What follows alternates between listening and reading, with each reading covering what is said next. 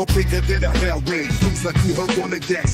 Brother hold the court and give the chief no suspect. Politics in the mix, like Gumbo Stewart Rich. Spinning tales from Black Wall Street, real life's the pitch.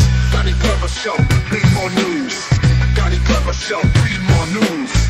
Johnny Glover Show, be more news. Johnny Glover Show, be more news. Business tips hotter than lava.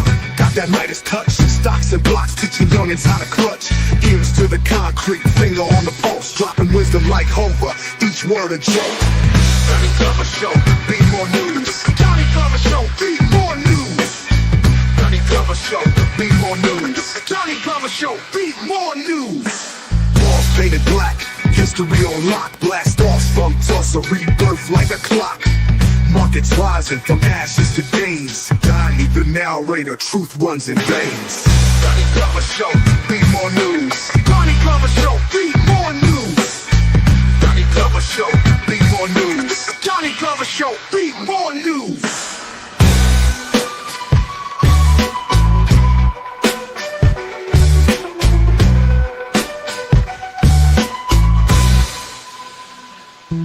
Business tips hotter than lava.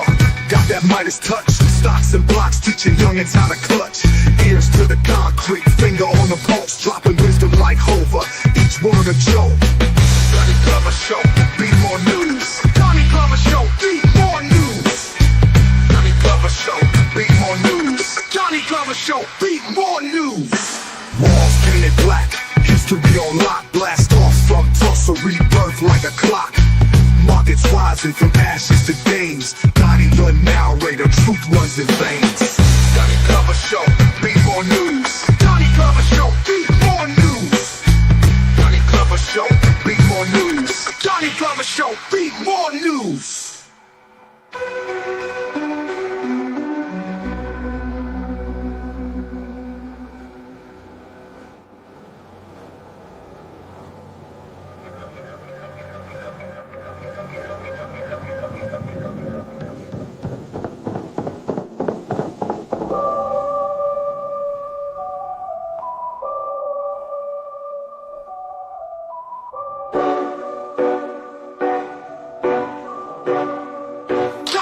Show, be more news.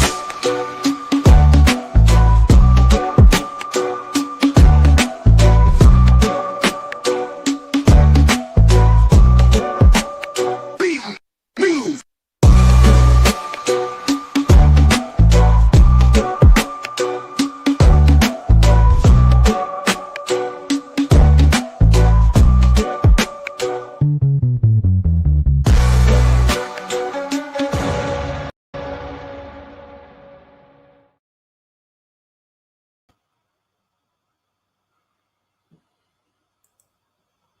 First name's Donnie, last name's Glover. In it to win it for the long haul, baby. We have with us Mafia Shakur. Introduce yourself, big brother. Peace, family. Mafia Shakur from Baltimore. Yeah, man. Peter Brooks, introduce yourself. Yes, Donnie's former professor, who is very proud of him right now. That was an incredible intro, man. It's such an honor to be here. Yes, I was Donnie's professor at Coppin State University here in Baltimore City, the greatest city in the world.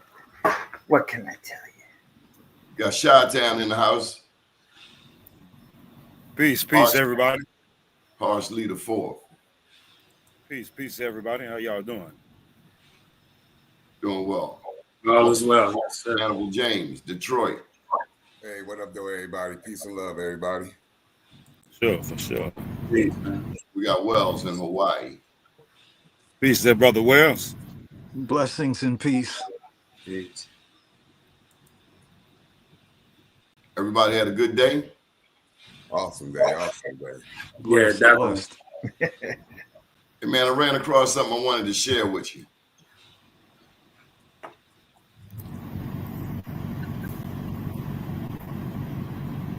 Y'all ever seen that before? Mm-hmm. Yeah. Mm-hmm. Oh, Mardi Gras Indians. Yeah. Mm-hmm. Yeah, I've seen similar things, but I've never seen this. Yeah, not specifically. Yeah, not specifically, but yeah. Mm-hmm. No, it takes them a whole year to make one suit. Yeah. Mm. So they do a history like between the Choctaw Native Americans and the Africans down there in Congo Square. So they be making tribute to them ancestors. Yeah, it just make me think about, how they had a Jamaican Day parade, everybody Caribbean, how we just don't have ours because we not tribed up in a commercial sense as for promotion that way. Right. Mm-hmm. Peter, you wanted to share something. Go ahead, get your claim to fame, and don't be all day, Professor. I wanted to share this. I thought of your audience and everything. Now, I'm always a show behind, Donnie. So I thought your audience might like this, and y'all let me know if you do. I found it to be very profound. Why? Well, first off, because of the Put it up. sound. Can you hear me? Yeah, put it up. Yeah. All right, here we go. For learning theories, no practical. So when you go to the university and you have a certificate you are holding, the question is, what does it qualify you to do? So if I want to employ you, I want you to do something for me. What can you do? I have a friend, we were in the US together. He did the MSc political science. He wanted to wait and do PhD. So he went to the factory to work. They said he can come tomorrow. He came the next day. They gave him envelopes to fold. All right, Peter. After one day, he went back. He said, I cannot do that job. He said, I have MSc political science. Come on, Peter. Where we going? Even with the masters. Where we going with this, Peter? This is a pro-American crowd. Why are you bringing up the Africans? You ready to get us all scalped, beheaded, and all of that up in here? Do you understand?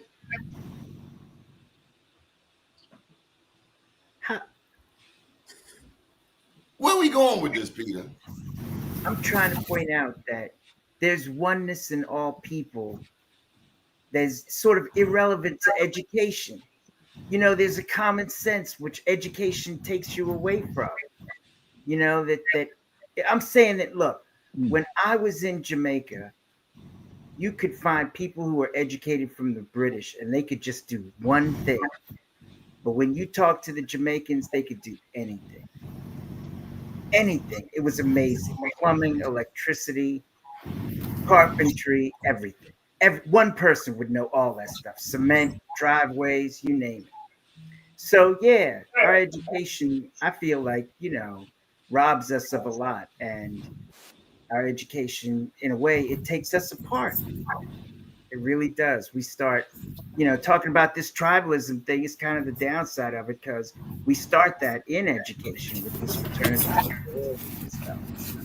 So, yeah, I'm going deep on first down because I don't know when I'm going to get the ball again.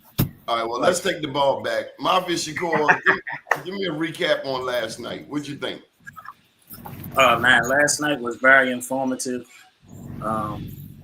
It was a powerful discussion from the author that brought his perspective on whiteness and the victimhood of indentured slavery, and Topcatz come in and putting every detail in order and chronological order at that, and pointing everything out. That's one thing I like about Topcatz is he pointed out to the history that you can see and touch, and to connect the dots for us. But also what Peter was just saying as far as in education, I think it's just what we being educated about. See, I don't think we have an issue as far as in the oneness of the all in all of us as a humanity or society.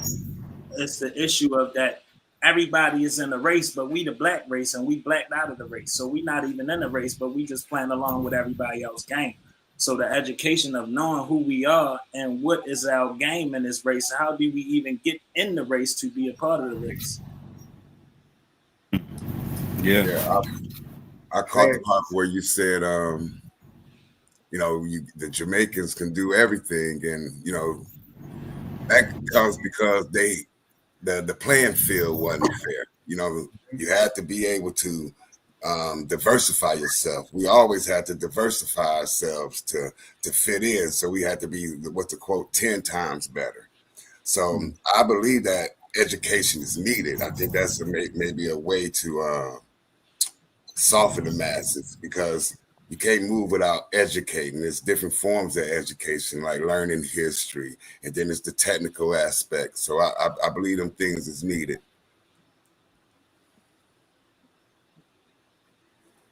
Well, I appreciate it. Well, I Because think I that agree with you. This is what he said. It's what you're educated about that's key. I think that's the key right there.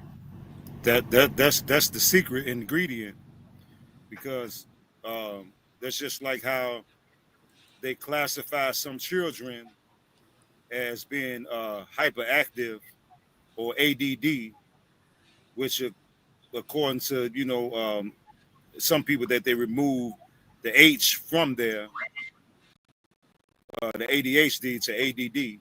But when it comes to making a child sit in the classroom all day, we're dealing with little balls of energy that's not supposed to be sitting still 8 hours a day, just sitting there with their hands folded. And so then when we start classifying them and getting them put on medication because they can't memorize the indoctrination that's been put into their brains, because I just discovered recently it's either China or Japan. They have 24-hour schools that the students can go and come as they please in whatever classroom they choose.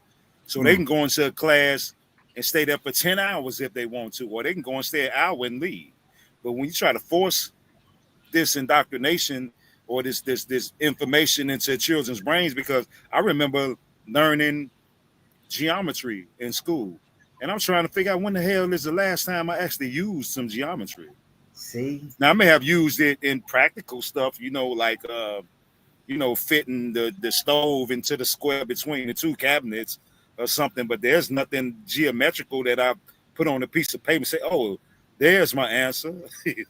So a lot of the stuff we call education, man, is just memorization of some stuff that we don't even you won't even need it. Yeah. Yeah, I agree. I think like something like geometry, I would say it was dumbed down to how to use it in society. You know what I'm saying? Because the sacred geometry, we use it every day. We just don't identify with it. True indeed. True indeed. Because it's taken. So it's just like for me personally, like I could say, math was always one of my favorite subjects in grade school. So it was like I gravitated towards math and science and social studies and history. But it was like language arts. I had an issue with language arts because, like we say, the indoctrination. It was just like what I was reading wasn't fulfilling me. And also once I got into history, what I was reading, history, I like history, but it wasn't fulfilling me. So that's how I got into, deeper history or African history or indigenous history, cosmic history, all these type of different histories that made me want to learn more as opposed to the things we was educated in school. So I understand the systematicness of it, of everything in society. So that's what I feel we trying to do. We trying to create not necessarily something to indoctrinate us, but we need our own Bible, so to speak, of who we are, where we come from, and what is our purpose in this time that we living in today. Well, there's a social element to schools because you get to mingle with different people. Yeah. Now we live in a different age now, right? So in other words, when I was going to school, I went to school one to get out of my parents' house and mingle with other people and utilize the resources that the school had in terms of I was a film student or whatever, so I had access to that kind of stuff, but in terms of the straight old school learning, right? That's that's a thing of the past because this is a university we in right now, right? So we're able to come together and discuss things and bring like Top Cat was bringing vital information on different things. Well, we all are, you know. This is school. We're in class. So this is the evolution of education through technology. This wasn't even possible a couple of years ago. Wasn't even possible, right? It's So, true. so To hear somebody from we're the in a source. different time. Yeah. Yeah, I think that's a really profound way to look at it because you're hearing from somebody from the source. We all talk about Africa. We'll hear what the Africans have to say. Correct. And Eh, yeah. she was And saying that go ahead. just because you have a master's doesn't mean that Mm-mm. you have anything. She says later, Correct. the biscuit maker and Mm-hmm. the mason have it better than you. And it's true. Mm-hmm. Mm-hmm. Is anybody familiar with the etymology of the word school? No. Hell. Mm-mm. I was Yeah, heard. Okay. I was yeah. It's hell. So yeah. it's like it's understandable. The school to prison pipeline for school to be hell. It's like it's jail. You know what I'm saying? I went to Hartford Heights in Baltimore, and we used to have to line up outside and put our hands behind our back and tuck our shirts in our pants. This was elementary school. You know what I'm saying? So Wow. it was already a program. It was a psychological program, and that was already projected onto us to accept. Yeah, Before we I even noticed. knew it was a school to prison pipeline, before we even heard of what that was. Yeah, and I know. Like in Chicago, like a lot of the public schools, they had the same paint on the walls as the jails did. There you go. You know There that you that go. that that, that real dim beige Mm-hmm. color. Those hard floors and some of them doors were like them big metal doors that you can't them boom when they close. And I didn't understand it until I got older. But a lot of people don't know that the color scheme, the vibrates, man, they do something to your energy, man. And hey, man, you know what? I really love us as a people. Like when I started listening to Frankie Beverly and Mays, the Isley Brothers, man, it just takes me there, man. You know what I'm saying? Mm. Minnie Rippleton, man, I could literally get lost in the music for hours, man. I'm like, man, I'm gonna play one song, then here it is 5 hours later. You know what I'm saying? I'm still here picking songs, but just us resilience as a people to be able to go through what the hell we have been through for the last 500 years and still be trying to figure this out. I remember heard Phil Valentine saying that if you live in this country and you're black and you're not crazy, you're crazy. So I love us as a people, Yeah. man. I think that we're resilient people, man. Man, we gotta be resilient, man. It was a book by I think his name was David Horowitz, and it was talking, I think, about the race relationship between African Americans and Jews. And he made this profound statement. He said, "Who is more American than the African American?" And I had to think about it from the perspective that we've been in basically every war here. Who we try to follow the law, we try to make things equal, and who has been more American than us? It's true. How about this? What would America be without us? Right. Hey, I want to. Did The Super anybody see Bowl that? would be dry. Thanksgiving would be dry. Everything would be dry. Did anybody see that interview with Charleston White? We'd have no When he was school. talking about when Charlie Kirk got killed or whatever, and Who? he made ain't his name Charlie Kirk, the white guy that got killed? Yeah. Yeah. Who was commenting on him? No. Charleston White. Okay. He Charleston White crazy, but he is intelligent. I've been riding. It took me a minute to adjust to him. But after I started listening to him, I'm like, man, that brother's on point.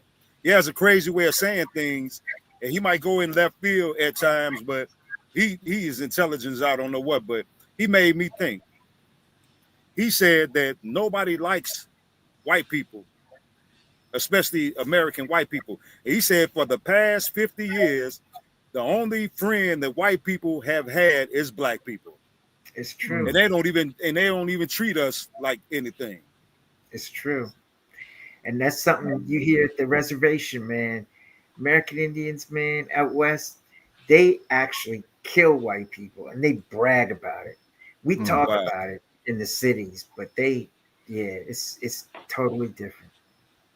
Well, So- you know, one of the key difficulties. Detriment of black people. He ain't looked to white people and said, "Hey, we got a bunch of white kids shooting up schools. Say we got a bunch of white kids and they babies. We lead the nation in child pedophilia and molestation of children. Hey, man, we need that Epstein list out. They say the president's name is on that list. He ain't doing that to his people. He was a talking point who spread a lot of misinformation, almost the borderline of lying. The statistics that he was using was false. Black people don't commit 50% of the murders in this country. We commit 50% of black murders, which is a small fraction compared to the Mexicans, the whites, the immigrants. So and then, homie, he challenging children. I'm challenging adults. So we are not the same. He wasn't putting his life on the line because he was talking just about black people. He never talked about nobody else as if black people are America's problem. So that's my problem with that shit. Hell, he ain't no me. I stand up to the gangbangers, the killers. I pick on the bullies of the race. He pick on the weakest of the race, the small, undeveloped brains of our children on the college level, on the entry college level. Yeah. Mm-hmm. Yeah, that's a real message. You know, one of the difficulties is this concept of we're all created equal. Right? So one assumes that when one goes into the educational system. But the educators have been generally programmed, right, for a certain aesthetic, a certain culture, or a certain lack of culture, however you want to look at it. But it's clearly a program. So when they say we're all created equal, we're equal to what? Equal to what? So if we are constantly striving to be equal to that, okay, that has a specific agenda to keep you out of the mix or to keep you down or only show your success in relationship to their program, what are you setting yourself up to be equal to? Failure. Hmm? A worse So failure. I once saw Ice-T and they were talking about the violence that he was portraying either in song or in movies. And his reply was, well, hell, we're just doing what Jimmy Cagney and Bogart and those people are doing in films, right? But once again, that's projecting a false equality. Don't be equal to that. Discover who you are and see what kind of magic comes out of that. I wanted to share this clip with you. Somebody got some mean background noise going.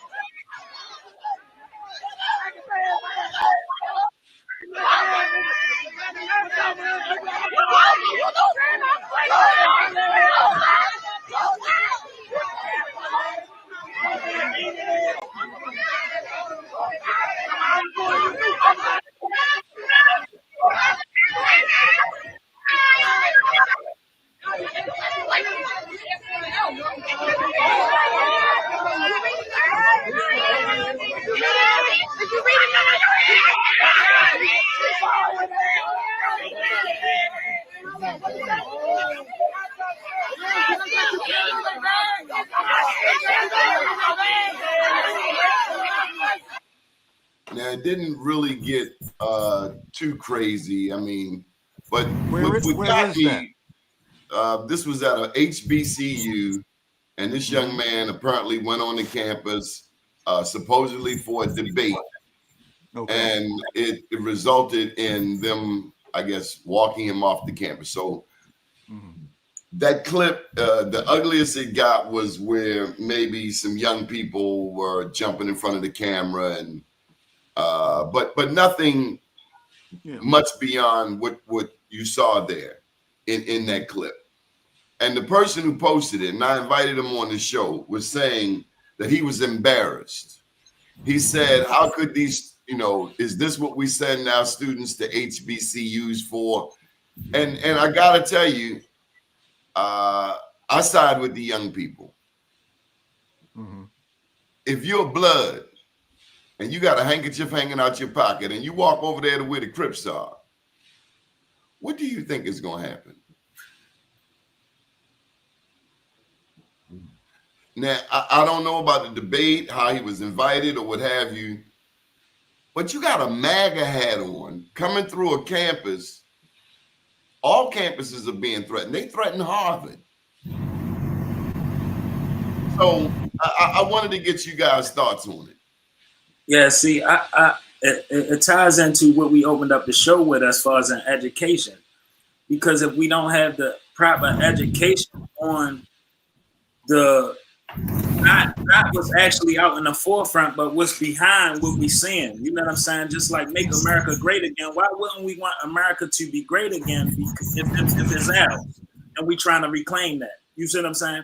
But since we have Trump that was the one who introduced it, we disagree with that. So all they doing is just putting more confusion into the pot so that we not educated and we not following along with things that's supposed to be going proper. Because how we was talking about race yesterday, we misunderstood what race is. So if racism don't exist in certain places, they trying to still incite more racism to people who uneducated about what race is and how to operate with that.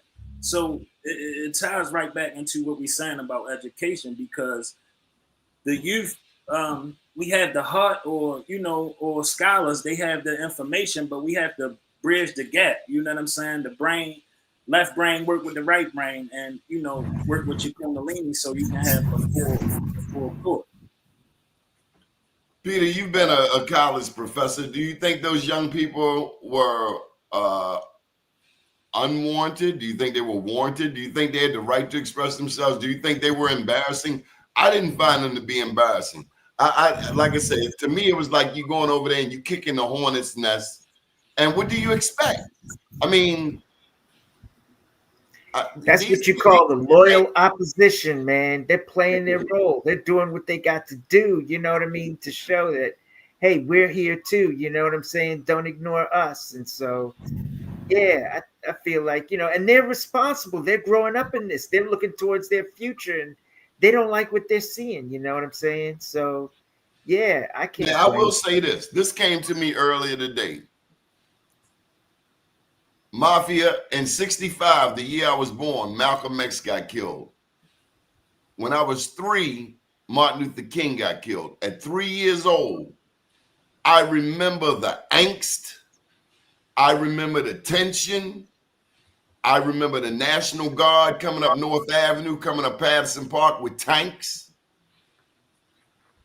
I remember catching the bus, being on the back of the bus, and feeling, you could feel the tension in the air. I have since learned that in East Baltimore, where we lived at Patterson Park in Landville, that if you lived over there, you had to have a red mark or a black mark on your door during the '68 riots. Otherwise, your place, and my father had a funeral home, your business was getting vandalized. You was getting got. So one of the things that was maybe expressed in the comments was, and I ain't gonna say no names, but that the older people didn't fight. Our people, we have always had to fight. We may not have seen it in the past 20, 30 years, but I was born in the middle of the riots, of the chaos, of Medgar, of Malcolm getting shot, of Martin Luther King getting shot, Emmett Till, you know, they mutilated him so much, but his mother insisted on having an open casket, or the hundreds of lynchings that took part of men. So I hope we never forget that although we don't see a lot of Black Panthers and Malcolm at the mirror at the window with the AKs, and that spirit is alive and well. Thank God we have it. And they really don't want any kind of fight in this country. We don't. We just want people to act right. But it's like living with a drug addict family member. Until they get help for their sickness, racism, we all sick. Just don't know. Yes. No, I feel every generation had their fight, and every generation fought their fight. But as time go on, the veil is lifted, so we see more information, or we privy with more information. We a product of the fight that y'all fought. You know what I'm saying? To fight the fight that we trying to fight. So it's standing on the shoulders of the next man to get ahead. And let me also put a plug in for the soldiers. Every time our Black men and Black women went to war, going back to the Revolutionary War, the 1st Rhode Island Regiment tilted the Revolutionary War, is my understanding. And it was a lot more complicated then we look at it today. We look at it as American, British. No, you had different Indian nations. You had the Spanish. You had the French. It was a free-for-all. And we played a role in it. And you're damn right. We are as much American as anybody else. I'll tell you one thing. I do have a question. What is the difference between Native American and American Native? I am totally perplexed when they hit me in the comments. What's the answer? Well, those are both government terms. Some were enacted and adopted into those who were considered as civilized tribes. Well, is there anything we can agree on? I mean, because I don't know what to call myself on here. Yeah, I know. And if you say you're Black, you're wrong. If you're Negro, you're wrong. You're colored, you're wrong. You're African American, you're wrong. What in the hell? Then I go back. Moors, Hebrews. Well, there's a uniqueness with that. And the uniqueness is we're the only people on the planet, that can have an identity crisis like you just explained. Right? And we're still here and we're still resilient. Now, this is my question. I understand that Ghana, or the president of Ghana, said no, African Americans or whatever can come over here and get citizenship. Okay. This is something that he offered. Okay. Now, in terms of our tribes here, why aren't they saying that to us? Saying what, Wells? Because in other words, if we family. So they see us struggling. So what's the gig? Why is it so difficult for the existing tribes that identify as the melanated tribes not to say, well, come on with us?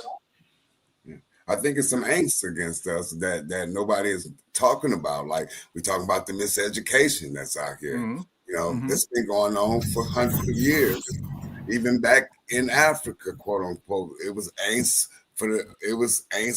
back then against us in a different way, and it's leading here today, I feel like how brother, sorry to cut you though, like Brother Horse was saying,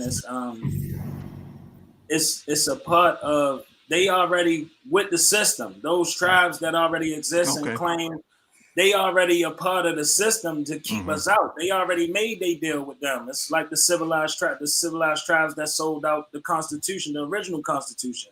So they already in bed with the enemy. They can't help us. It's like celebrities who get millions and can't help their own community where they came from. You know what I'm saying? So they in that cross. They in that. No, trap. that's clear. That's clear. I got you. You know, I want to say, free Rashad Jamal. But also, has anyone really just stepped back and took a look at why is it that the people on this particular landmass that we call the United States, why are we the center of the world's attraction? We are the center of attraction, man. I mean, the center. Nobody's focused on the people in Brazil. Nobody's focused on the people in Nigeria. Nobody's focused on the people in Australia. Now, could it be media? Because hold up now, and Professor, you're a media expert.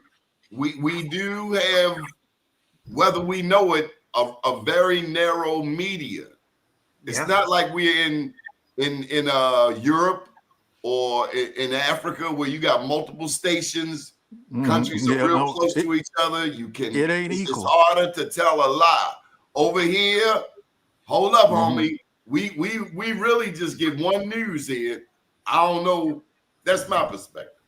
Well, I just want to say that, and I don't mean to cut you off, but I want to say that we're at the center of the attention because we are the plug. No question. We just don't know we're the plug. And man, Paul Mooney said that if we, and excuse my French, but he said, man, if we were to take shit and wipe it on our sleeves and start wearing it, everybody else would do it because we do it. And that's why it's so important for those youth to speak out. The ones who created it. Yeah. That's why it's so important for the youth to speak out and to send that video to let people know, that there is opposition and it comes from the source. You know what I'm saying? The source. So, yeah, I agree with that. And I think that guy that went on that campus, that was very arrogant. And you trying to downplay and defame, the character. And it's like, remember, Donnie, when I said that an old guy told me a long time ago, if a white man was sinking in quicksand, he would be more concerned with what we're doing as opposed to trying to save him damn self, to lift himself out of the quicksand. They are obsessed with us, man. I listened to the one sister said, man, we need a restraining order, man. I got a question for you.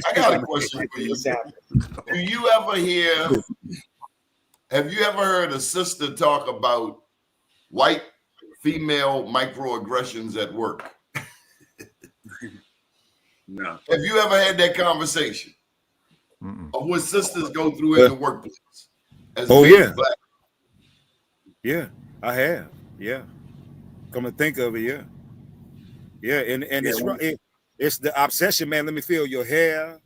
Or like the one sister, they got a poem that's called Dear White America. Anybody ever heard that poem? It was like a spoken word poem, but she was like, she said, white girl, talking about, hey, boo, how you doing? Like, no, you don't talk like that when you're talking to Becky. Have anybody ever been around a white person in the area where white people at, and a rap song come on, man, get low, and they know all the damn words. But they be trying to let us know that they know the words. I don't even know the damn words. I might know the hook a little bit. You know what I'm saying? But the obsession with us, man, is real, man. And I done gave up trying to put my finger on why they so obsessed with us, man. What the hell is it with the obsession? Nipsey Hussle said they hate us because our culture is contagious. So I think we are infectious and they are indoctrinators. So the imitation could only indoctrinate us to be a certain way, but we are contagious and infectious, so they can't help but to be taken over by who we are and how we, share our aura to the world, and what we share with each other is just natural. We can have disagreements and retract and we can have a subtle disagreement. You know what I'm saying? Without no violence, we could just use our words, our head nods, facial expressions. Everybody gonna understand what's going on. Hey, Dr. Phil Valentine said that they did this survey with these glasses, and they were watching a movie on a big movie screen, this crowd of people. And the glasses could monitor where your eyes go on the screen. And he said that it was white people on the screen or whatever. And he said a black guy stepped in the room onto the screen and all the eyes was on the black guy. It's almost like a moth to a flame type of metaphysics going on, man. It's like it's something about us, other than, what we know. Because, why is everybody looking at this one guy on the screen as opposed to the rest of the people on the screen as soon as he steps in? Come on, Peter. You got a couple more clips you're going to run here. Well, this next clip, it just, to me, it shows that we're living in something real, and it's modern times, and I know y'all gonna like this one, I think. My name is Morgan Cooper. I'm a U.S. citizen. I am married to a Palestinian, and I've been living in occupied Palestine for over 20 years. We are raising our 2 small children here. I am heading out the door. Come on, Larice. Bring the computer with you to try to figure out how to get my kid out of school.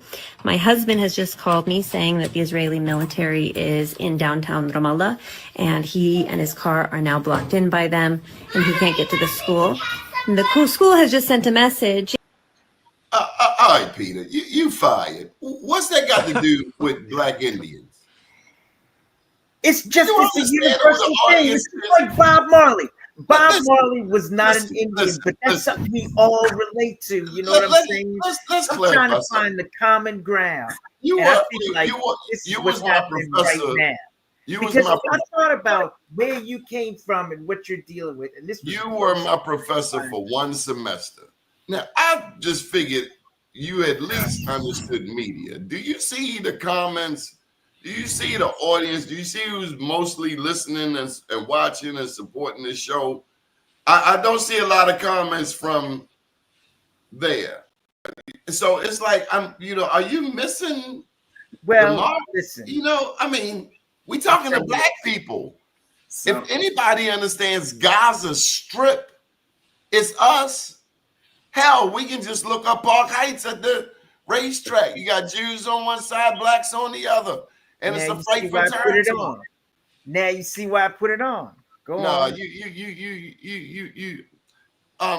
Horace, tell me about these pyramids. You've been doing this to me for years. No, you fine. Come on, Horace. Show me some of these. Yeah, I need to see some pyramids. This cat will make me.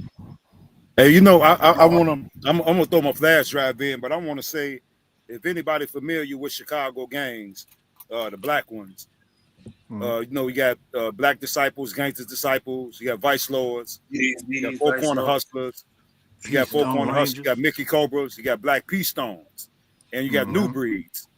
Those are the main 7, 8 Black organizations, and the way that they were structured from the 50s all the way up to the dismantling of them in the 2000s, that those brothers like Jeff Ford, they killed Angelo, Larry Hoover, etc., David Boxdale, they would have evolved into what we know right now. A lot of them brothers got cut short in their prime, and then the mass incarceration with the drug thing, came into the play. But like right now, the way things are, man, the whole city is running rampant, to a degree. But see, they understood that the tribes on the land were the same tribes that they had been fighting since they came over here from Europe. They just went by a different name. So they morphed from the Comanches to the Gangster Disciples, or they morphed from the Apaches to the Black Peace Stones.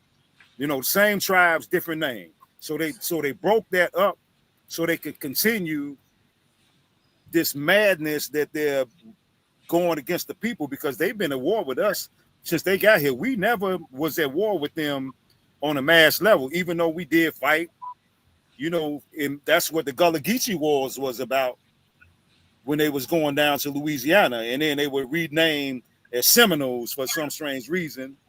But I do know that when Martin Luther King got killed, and the riots were going on all over America, Jeff Ford was so intelligent that he told the people on the South Side, don't burn our buildings down.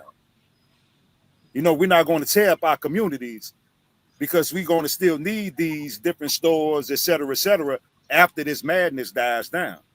And I'm just saying that to say that, man, we had a lot of things in place that would have been a stronghold for the people or the tribes on the land, but they broke that up, with an urgency, man, because they knew that they were never going to stop.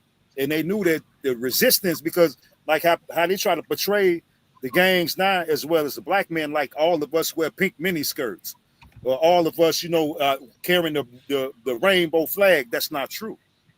See what I'm saying? But they got rid of those brothers like that, because how they try to make it look like the Mexican gangs are tough as hell, or these other ethnic groups are so tough. And when I was coming up, man, the brothers in these organizations I named, they were just like that. They were, I'm talking about militant and loyal, to the cause. So they would evolve, man, into what we know now. And I'm just, happy to be alive to evolve from that and know what those brothers never got a chance to learn. But I saw the big picture. That's why I put together, what I put together, Donnie, to try to bring those tribes together in the first place. Yeah. Man, Tulsa, Oklahoma, man, that was horrible, man. And do you know that Oklahoma wouldn't even pay those people restitutions, after they were 100 and something years old, man? They said, no, we're not going to pay them anything. You had a black church over there that raised up $100 and something thousand for each one of those remaining victims of that. It was a lady and a man, and one of the men, I think that he passed before he ever got his money from them. But Oklahoma government, they say, no, we're not giving these people anything, man. So this is just a reminder of what they really care about us, man. They're not like Wells, they asking how to reach you in the comment line. So let's go through and let everybody put their contact information out, because we get these requests all the time. How can people get in touch with you, gentlemen? Well, can you put your email address in the comments? Gmail.com. Can you put it in the comments? I've been fired. Nobody can get in touch with me. No, that's right. Yeah, especially you keep putting them non-black people on Black Indian. And I'm talking about a universal struggle. That's all. That's all I'm trying to say. Hey man, I don't know if you saw the last election, Peter, but black women said don't ask them to support nobody. The sister said they ain't supporting nothing. Was homeschool permitted? Promoted and during any of y'all generations of being in school? No, I don't remember that. No. And like I was just, bringing, like, since the pandemic, homeschool was promoted. Did y'all any of y'all see the back to school commercial with the kids being like it was in a school shooting or something? Mm-mm. Yeah, it was a back to school commercial that they had put out there, and the kids it was like Nightmare on Elm Street in the school, and they was like, yeah, I got these new shoes, and the kid was running, trying to get away from somebody was shooting up the school. So it's like they promoting and telling us that the school system, we then knew the system was flawed, but it's like home is school. This is where we learn. Our parents are our first teachers, so we have to. You don't necessarily have to homeschool, but you have to teach your kids. It's like we send our kids to school for the school education. We just continuing now. They changing math. They taking slavery out. They changing what we being indoctrinated. That's why it's hard for us to come together, because they keep changing the information that we are receiving about what we learn, what we being educated about. Hey, bro, when they drop a new pair, New Balance, everybody know where it's at. So we gotta, no more excuses. When the latest Nikes come out, we know where they at. So we gotta be on that information. I wrote this book, I Am Black Wall Street, in 2015, and this is the latest one, Black Blueprint, Baltimore to Burkina Faso. If you're interested, please like and subscribe to this channel. I don't know. Any other thoughts? You guys got questions? I just sent you a image of one of them. I don't know what this about, man. Man, come on. Where you emailed it? Well, no, I put it up on here. Oh, my bad. It went through. But it said it was an issue with it, and I don't know what the issue could possibly be. But this is actually in Tennessee. Man, you know how stuff is, man. It doesn't work. Sometimes if it's not a JPEG, if it don't come down, oh, there you go. There it is. So if you zoom in, if you can zoom in on this is the pyramid that's right there in Tennessee. Now, you can barely see it, but I mean, it's a cluster of them. And when you get up on this, it has steps, and the steps are like steps, like going up a flight of steps. Mm-hmm. They're literally all like that, leading all the way up to the top right there. And I just wonder, when those people on a daily basis see those steps there, how could they possibly think that those are mountains? We presuming that. Look, you had me the other day when you told me about. Let me pull it up. I gotta pull. Come on. And that religion persisted from around the center of Ohio all the way through Maryland. Throughout the early parts. So there's those mountains can be found, and in places like Federal Hill in Maryland, because they always wanted to make it on a peninsula, you know what I mean? A place where you were surrounded by the water. So man, I'm going deep. And in my defense, man, you notice how everything I showed fueled so much of the conversation, man. I got to keep my job. You know what I'm saying? Oh, you about to get had a crew out there waiting for you. Yeah, you got these mounds all across America, down in Louisiana, down in Alabama. They call it Etowah Mounds in Alabama and Georgia. So there's a couple sites that's down there. Then if you back to the technology, they got the LiDAR, the drones that could fly over there and actually do a scan of it. And we got our people is into that. So it's the education is there, and we just got to put it all together, I believe. Absolutely. Somebody made a point about Harvard earlier, and I said in the chat about Harvard's Indian school back in 1665, and they had Indian students there, and that's a good subject for people to look into, the reasonings why Harvard had these natives along that Appalachian into the school system there. And that's reflective of education now, because there was a criteria that they had back in 1665 to graduate from the university.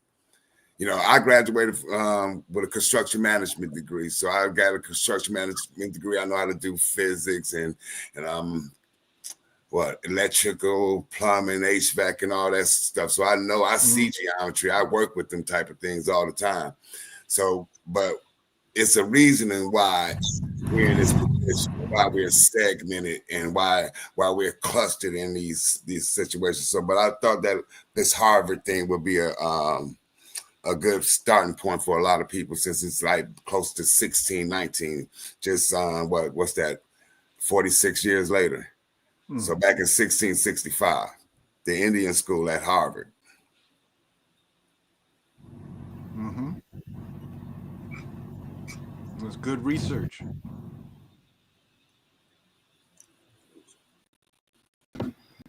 It sure is. And, you know, it's some things that's just a given. We've always been one people, you know what I mean? One struggle wherever we are. And so, you know, that's just, if I got my little 15 minutes of fame, that's my message to everybody, you know, and that's what I was about. So yeah.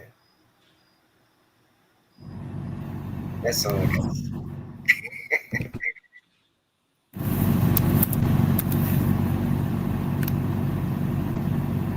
Hey, Hobbs, I was waiting on you to take the lead. Didn't you mention the Appalachian Mountains? Pyramids yeah. are burial grounds. Burial. I talk about them Appalachians. What your theory is? Well, my theory is that they're pyramids, because if you look at the angle as well as the steepness of the mountains, man, and I've seen mounds that look just like them that are, you know, maybe about 30 or 40 feet high. Yeah. Like I say, like down in Okaloosa, Florida, you got them. And I looked it up the other day, man, and I said that mound is about 90 to 100 miles long. I have to recant that statement. I would say maybe 200 miles long. And it goes along this lake that I thought was the ocean on the other side of the mountain, but it's actually a lake.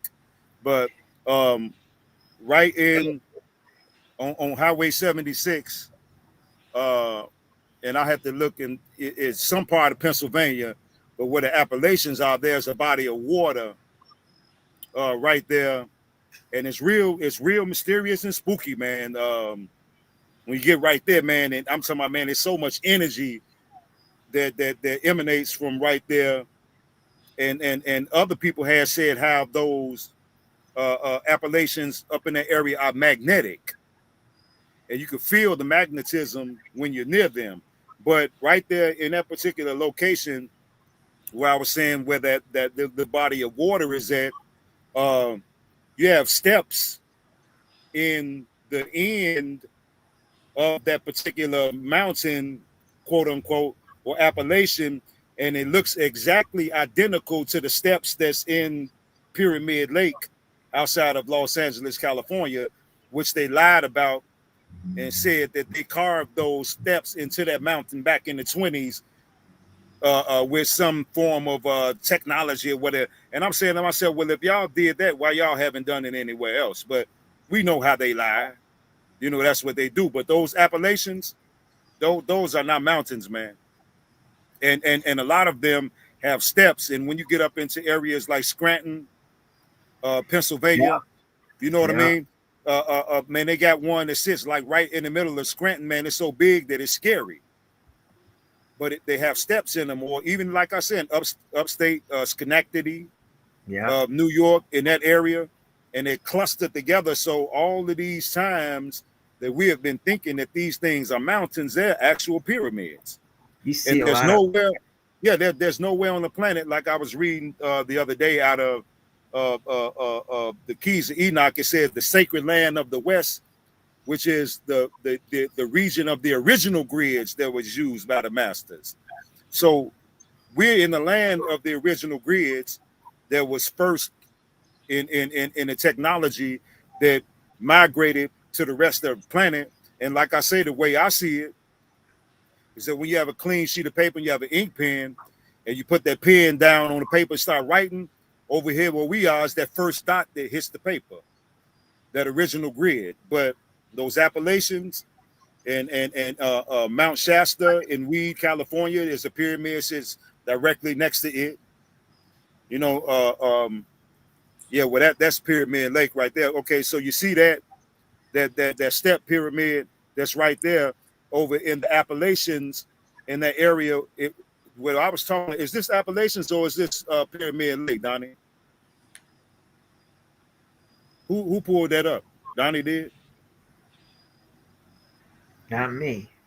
Yeah, I'm sure. Okay, so I'm sorry. Yes, it's Pyramid Lake. Okay, so yeah, so in the Appalachians, the part in the Appalachians has the body of water right there, and it has an exact same step pyramid at the end of one of those what they call mountains in the Appalachians. It's identical. You know, And they're mostly burial grounds. Pyramids, burial grounds, man. You well, gave not your all of life. them. Not all. Well, Yeah, I don't know. most of the mounds were burial grounds. I'm not saying that none of them were, but Right.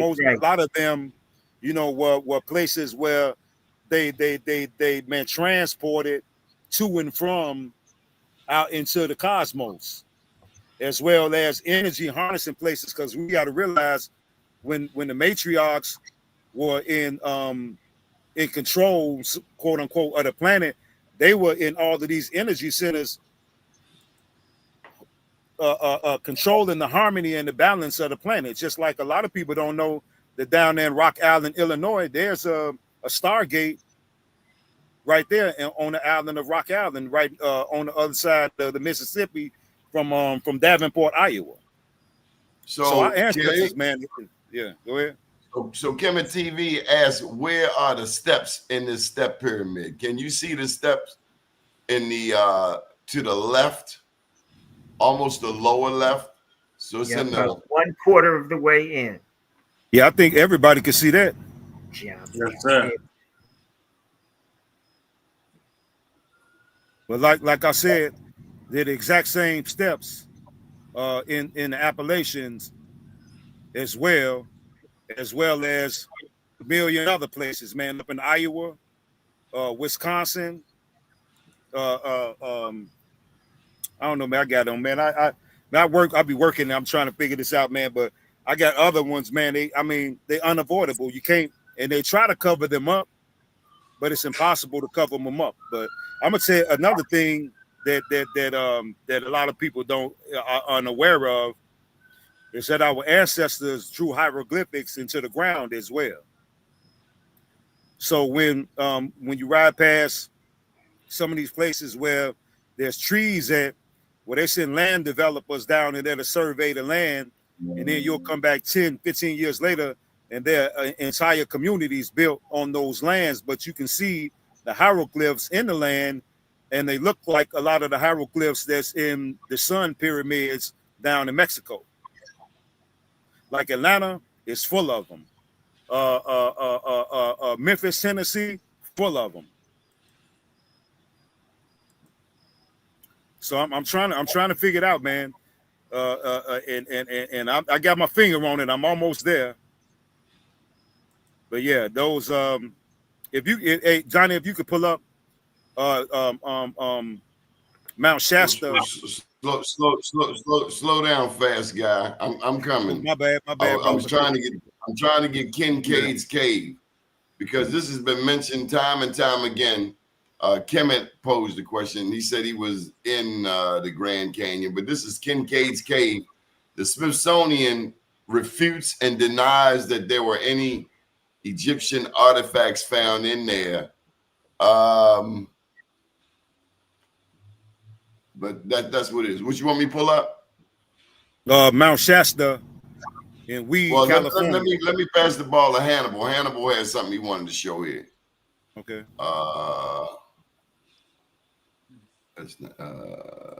Is this it, Hannibal?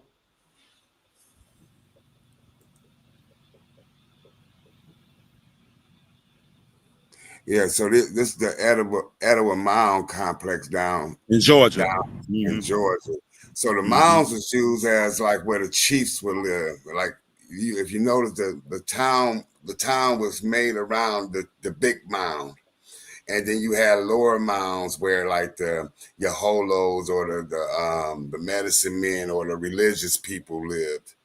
You get what I mean? So you'll find these. So the mounds, the oldest mounds come from down in Alabama and Georgia and proliferate up north because they came from the south. So they even found the indigo that the Mayans used in their ceremonies in Georgia.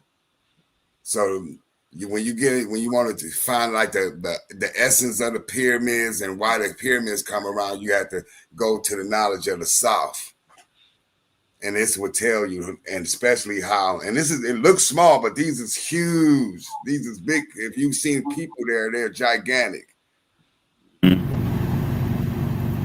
Kemet doesn't he doesn't buy. I guess it's that Kemet doesn't buy that there were pyramids or anything Africa related. I've never. Yeah. I'm trying to understand his logic here. Is now Kemet No, he TV? said He is he said exactly what Shia, it says. He's an Egyptian though. You know what I'm saying? So it's just like the difference between us saying that we American and we not African American. You know what I'm saying? So once you do the research and the history and everything, they always told us Africa, Africa, Africa, and Africa sent us back to America. Now we got to uncover the ancient history of America that came before Egypt and Kemet and all these other things that was taught to us. well, those are our great grandchildren. You see what I'm saying? So they pattern their structures after these structures right here. Because if you notice, there are no mounds in Africa. Just the pyramids. Once they mastered it, they mastered the design of the architect. Once they had access, or however it was, as far as in them getting the information and the resources through warfare. And, after so many man aeons, yeah, we mastered it, and I wouldn't deny that we built those as well over there, but I think that because, man, you got people that live right on the continent of Africa that don't know a damn thing about Egypt. They right there on the continent, man, and in I'm every talking about they're completely oblivious to what's right up the street from them. I agree. But, I feel like as we get deeper into the information, the more that we find out about the Eastern Woodland culture, the Mississippian culture, the trade routes, and the tribes that existed in that and that went to war with the power structures that came from, overseas or across the water, we can have a more clear identity as far as in where we at with that. Who are we?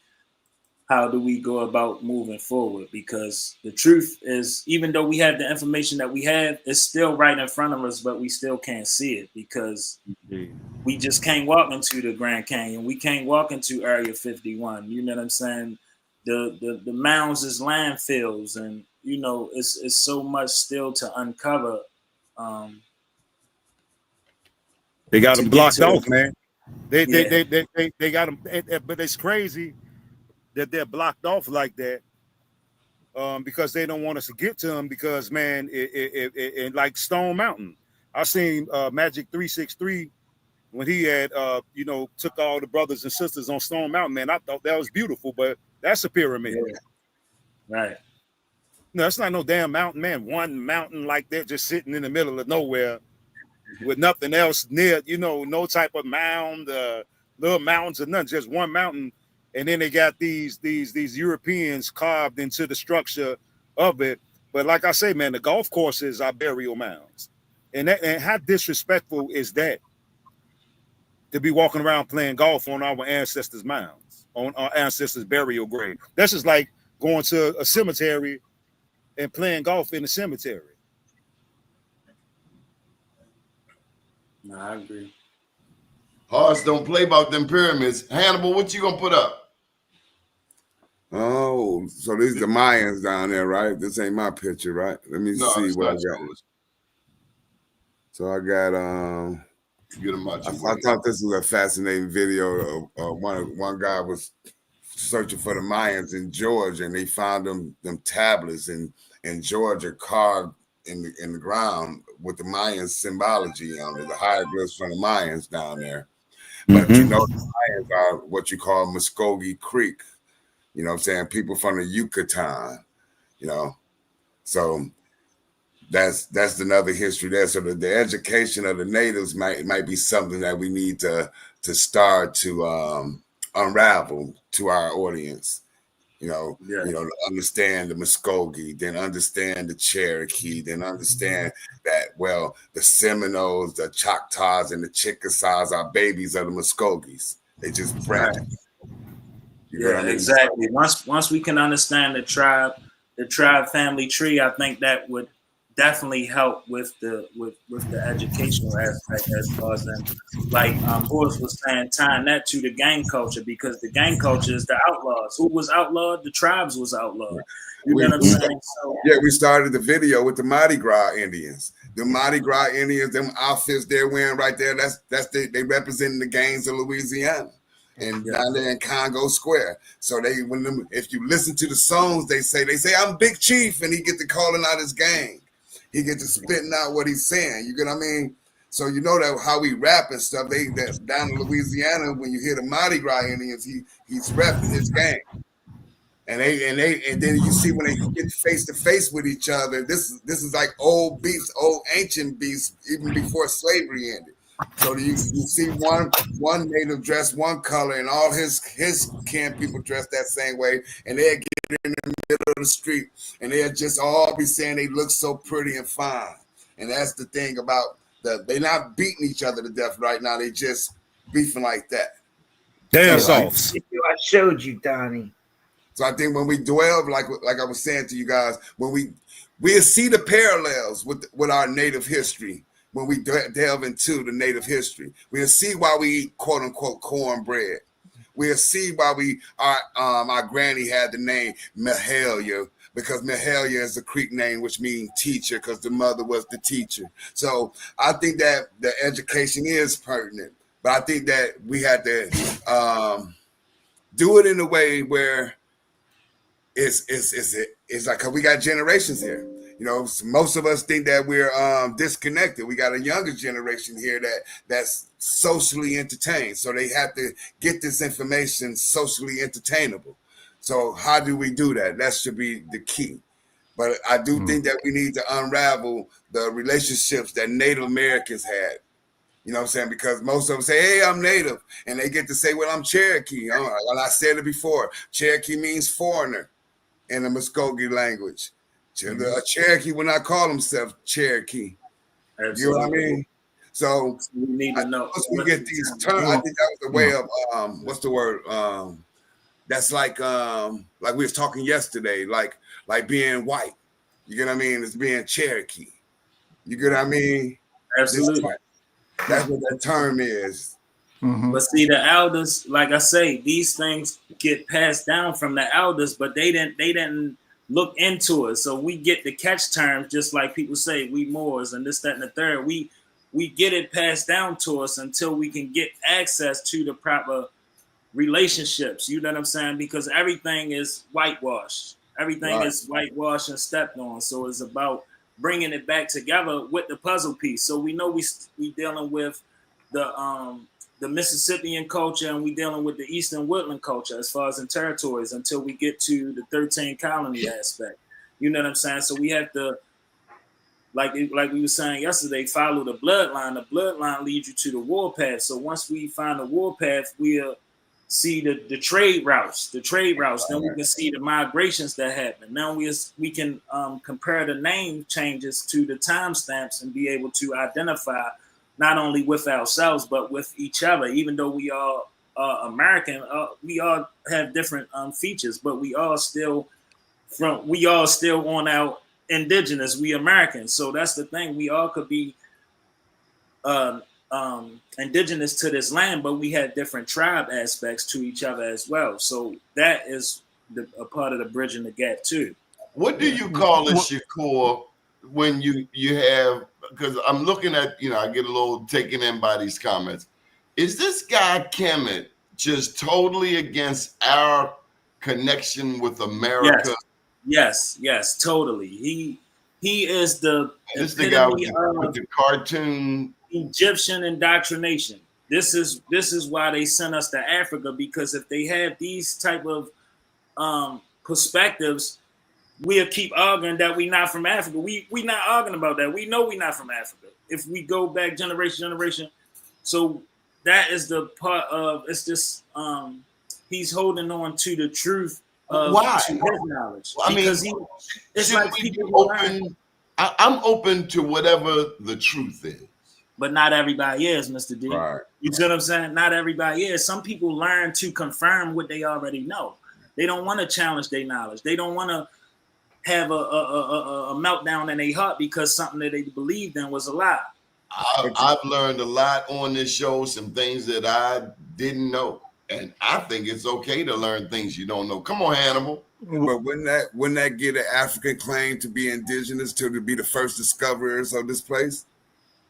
If he was here before Columbus, isn't that true? Wouldn't that be when if they say, well, if it was some Egyptians here or some Africans here, now every African American is indigenous now. You know what I'm saying? The fight is over. And that's I'm sorry. To add on what you were saying, it's just like it always made me think, well, why do they want us to be African American? Because if the Africans they trying to conquer the land, they come from there. They telling us who the conquerors. If we know every conqueror named the people after themselves, why do they want to keep calling us African American? Just like the tribes that's already got their reservations and all that, they already a part of the system. Mm-hmm. Well, one of the things also that I wanted to say is that I'm sorry, Horace. when you're looking at these cultures, these ancient cultures of ours, right? I often say you have to look at what they systematically wanted to destroy first. The other thing you want to know is what in those cultures was important. All right.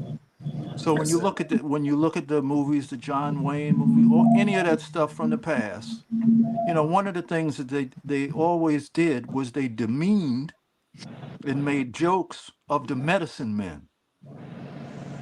Right? Well, all of these cultures have that in common.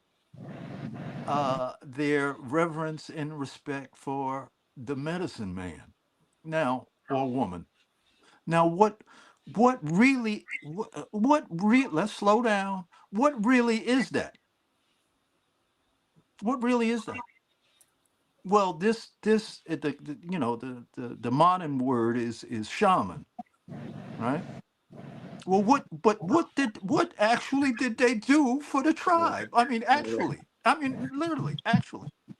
Well, from my research, those specific individuals were brave enough and trained enough to go into the netherworld or the ancestral realm and bring back vital information for the chief and his boys to disseminate to the rest of the tribe, because they have that guidance of that connection to the ultimate spirit. So we have to research that. Don't just poo-poo it. Oh, it was a medicine man. Oh, that's like an old doctor or something. These people literally went into another space and came back with vital information for the benefit of the whole community. Right? Well, where are our medicine people? Where are our people that are going into that sphere and sharing that with us to get out of this myopha? It's a question. I'm just throwing stuff out. We on the panel. Yeah. We on the panel and we in the chat. You know what I'm saying? It's up to us. It's up to us to do whatever we specialize at. You know what I'm saying? We all a tribe. We all chiefs. But when it's time for war, Horace the chief. When it's time for education, Hannibal the chief. When it's time for eldership, Wells the chief. You know what I'm saying? When it's time for media and exposure, Donnie the chief. You see what I'm saying? When it's time for the youth, I'm the chief. When it's time for scholarship, Peter's the chief. You see what I'm saying? We all a chief as a tribe. Now, we could come from different tribes, but as a whole, we still a whole tribe. Correct. From this indigenous culture. So it's up to us to do it. And we have different strongholds on different aspects of how people view us in society to bring it together as one.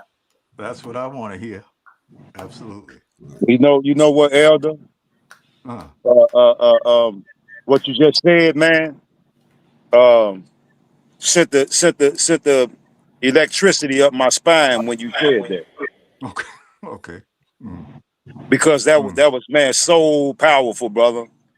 mm, I'm talking about that so powerful, man. You talking about going into the realms that, man, that's powerful, man. I'm almost at a loss for words, man, mm, because I've done a few things, based on my own understanding on how to do it. mm. And man, I I done been, man. I was telling Donnie that the pyramids in Chicago, man, it was eating me up, man. I said, man, I gotta go, man. I jumped the gate. Mm-hmm. It was cold as hell outside, man, and like for the next 2 weeks, man, my back was hurting like crazy, man. I thought I was gonna have to go to the hospital, Mm-hmm. but eventually it ironed out, man. But I went and I spoke to the ancestors, man, the best way I know how, man. Mm-hmm. And so the larger pyramid, the one that every time I'm in Chicago, man, be calling me to go there, but I'm like, damn, I got to figure out a way to get there in a safe manner, because Mm-hmm. they got them blocked off. And then the last time that I was there in the cold, I was headed up that particular pyramid, but then some coyotes started barking. Okay. So I don't know if because when I looked that up, they said that they could have been trickster spirits Mm-hmm. instead of actual physical coyotes to keep me from going. But man, hey, brother, I got a long yearning to do that work, man, and go into that realm that you just mentioned, because that's where the nucleus of our answer lies at, because the ancestors, like in the movie Black Panther, no, he had to go into the ancestral realm and get the guidance on how to bring it on this side so we can be steered in the right direction, man. And what that Absolutely. brother just said, secure what you just said, brother, man, was so powerful, man. Absolutely. That was, man, powerful, man. I'm talking about, whoa, brother. Man, y'all don't have no idea, man, how much I love our perspectives and our pieces of the puzzle that we're trying to put together, because it just shows, man, hey, in 100 years from now, man, we're gonna be way further than where we are now. But we are fortunate to be at the forefront of this battle, while we got 8 million more people who are oblivious to what the hell we're talking about right now. Yes, sir. But everything that became big started small. Oh, absolutely. Indeed. A lot of people don't know what they want or what they need until you show them. You know what I'm saying? That's why most people want what they can't have, because they don't possess it already. There's somebody in the comments that made a comment about Warren County. I guess that's North Carolina, and the Kearney family. I know who they talking about. It must be the Lumbee Indians from down there. So I think they talk about Tahoga. So I'll be paying attention to the comments. But I was talking. I want to say something to Horace. You know what the name Chicago mean? Well, yeah, man, it means strip, skunk, or onion, or garlic field. Yes, sir. Yes, sir. Yes, sir. Yes, sir. Yeah. I wanted to chime in on a comment, and it was saying, why can't people agree that indigenous person is black on all continents? We are from Africa just as well as Jamaicans are. We are the same people. And it's not even about that we're not the same people as Jamaicans or anything of that sort. It's just the term black itself has no political, social, or economical power for us to claim our identity and our nationality as who we are. Let me just jump in. There was a time when black was useful, because before we got to this conversation, y'all got to understand how we got to here. We had a lot of other names we were fighting off, like Negro, like colored.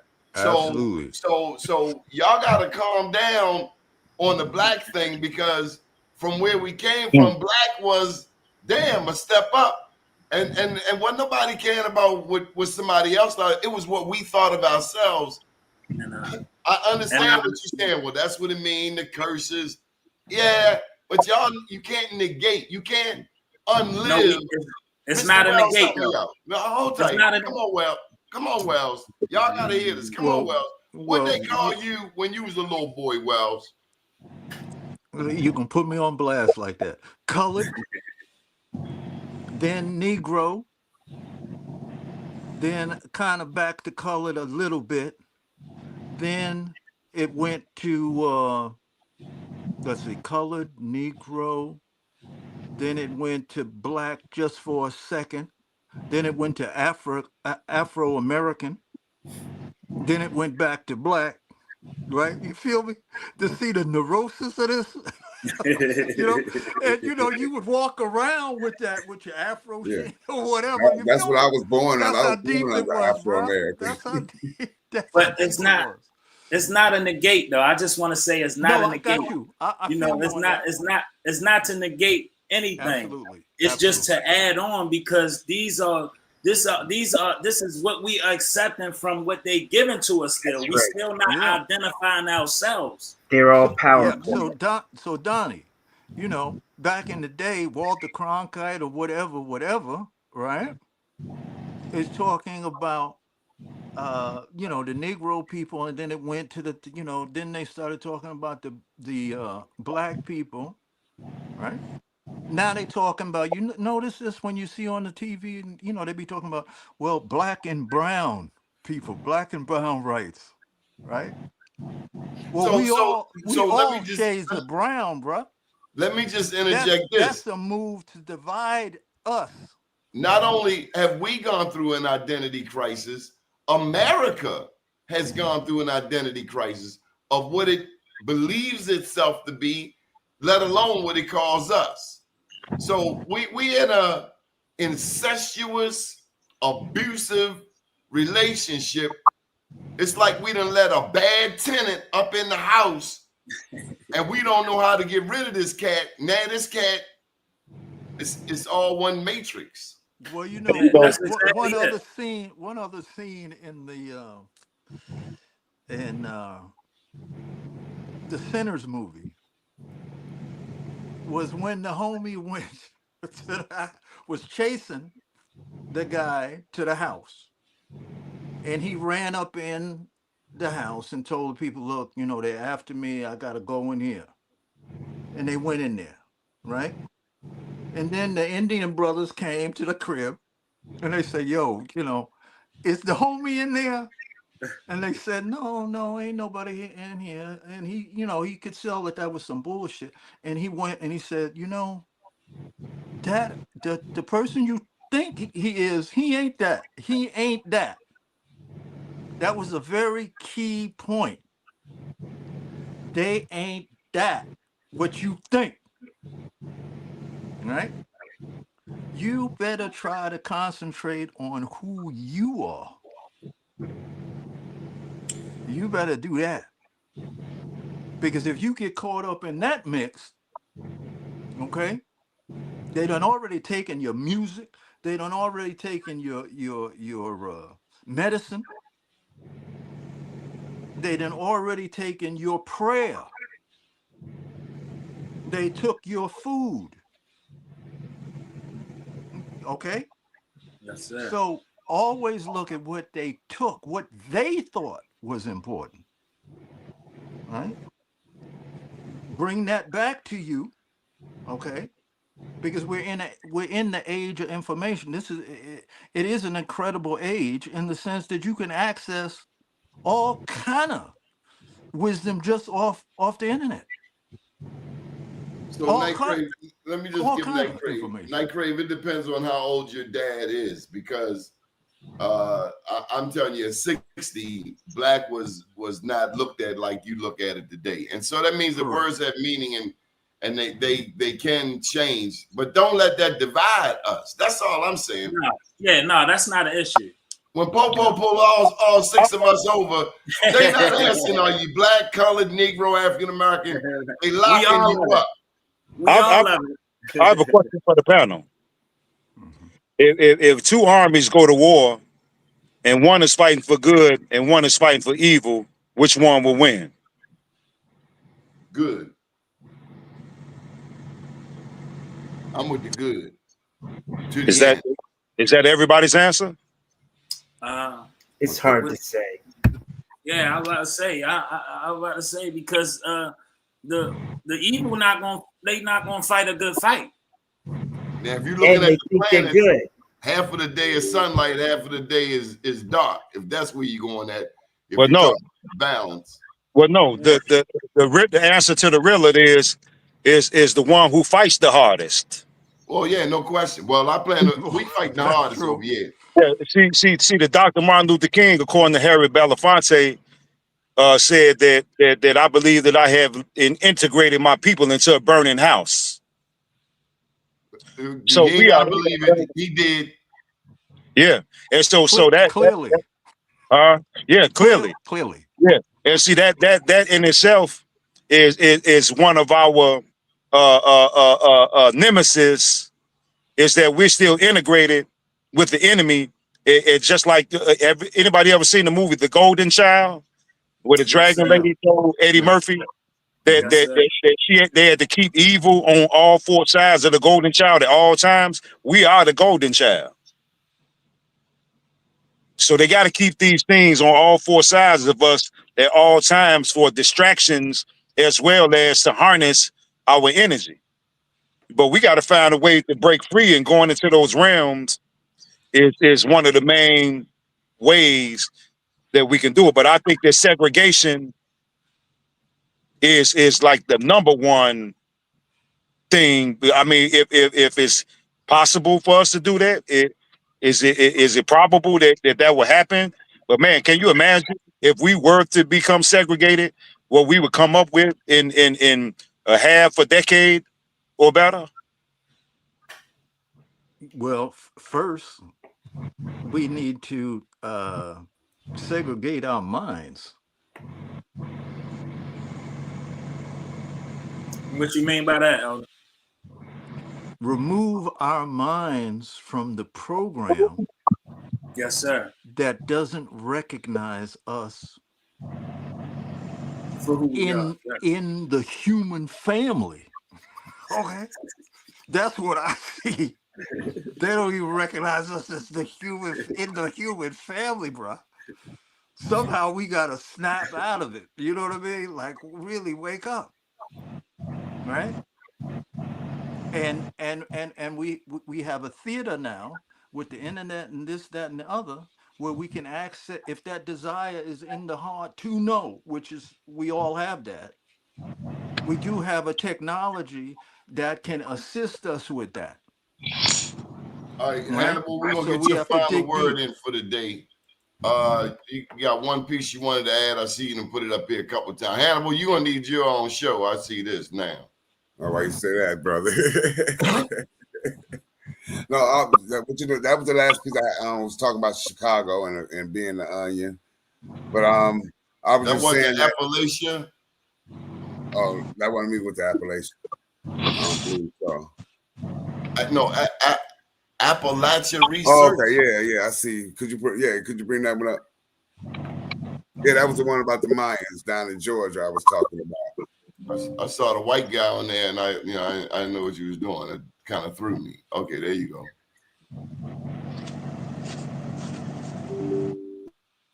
Is this a video or something?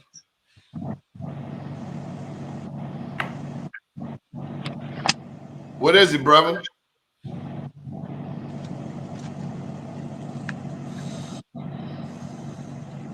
Animal.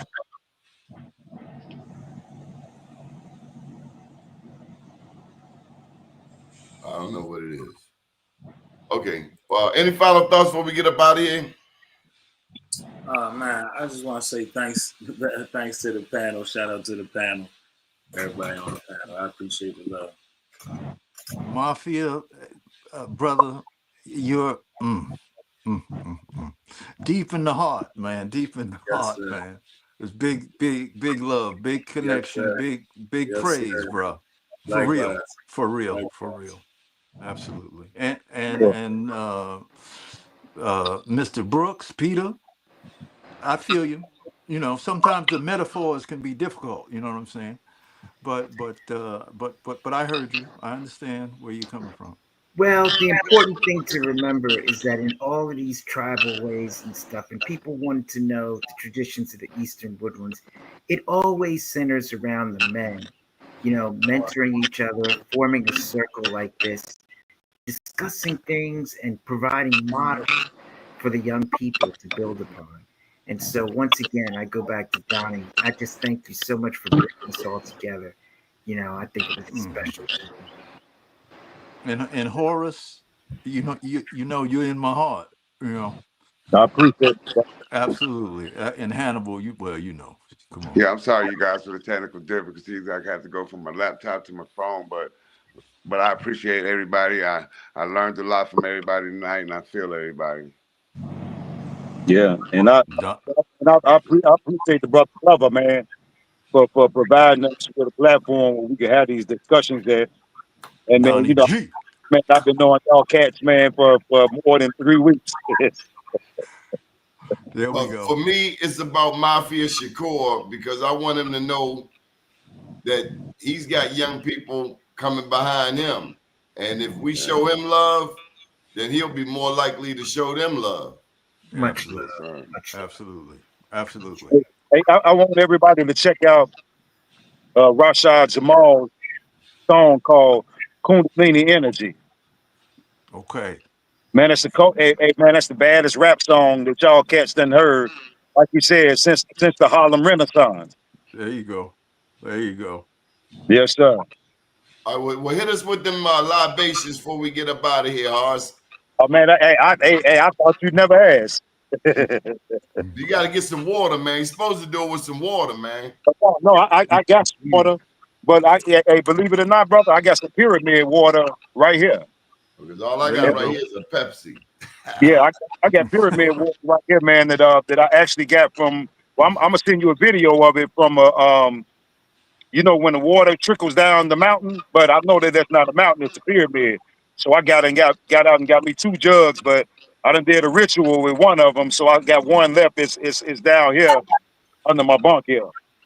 But so I want to start out by give us a chance. Make sure you give everybody a chance to shout out their ancestors before it's all done. Okay, you got the floor.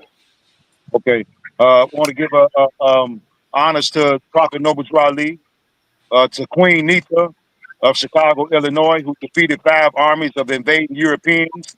The most honorable Empress Radiasi of Louisiana. Honorable Elijah Muhammad, Malik El Shabazz, known as Malcolm, Dr. Khalid Abdul Muhammad, the Honorable Taj Tariq Bey, and Dr. G, the Honorable Dr. Claude Anderson, Dr. Francis C. Wilson, Dr. Arbi Khanna, Sister Shahrazad Ali, Chief Warhorse, Mama T, Vicky Dilla, Sister Maya, Dr. Joy DeGrew, Patrice Lumumba, Professor P.L.O. Lumumba, the late Chief Freeman, Dr. Martin Luther King, Che Guevara, Dr. Malachi York, Obama Yesha Ghazali, Julius Malema, President Ibrahim Traore, the beloved brother Bobby Hemmett, the Honorable Reverend Phil Valentine, Nellie Fuller, Fred Hampton, Ivan Van Sertima, Dr. Ben, Dr. Clark, Honorable Minister Louis Farrakhan, Anthony T. Browder, Dr. Booker T. Coleman, Professor James Small, Rod Hayes, Billy Carson, 19 Keys, Dan Calloway, Karamu Ahua, the legendary Topcatz, and all of my brothers here on this panel, Dr. Shakur, Dr. Glover, I can't see my brother name here, Dr. Brooks. I got you, man. My main man right here, Planet Wells, and my other main man, Hannibal, man. Y'all brothers on that list as well, man. Appreciate it.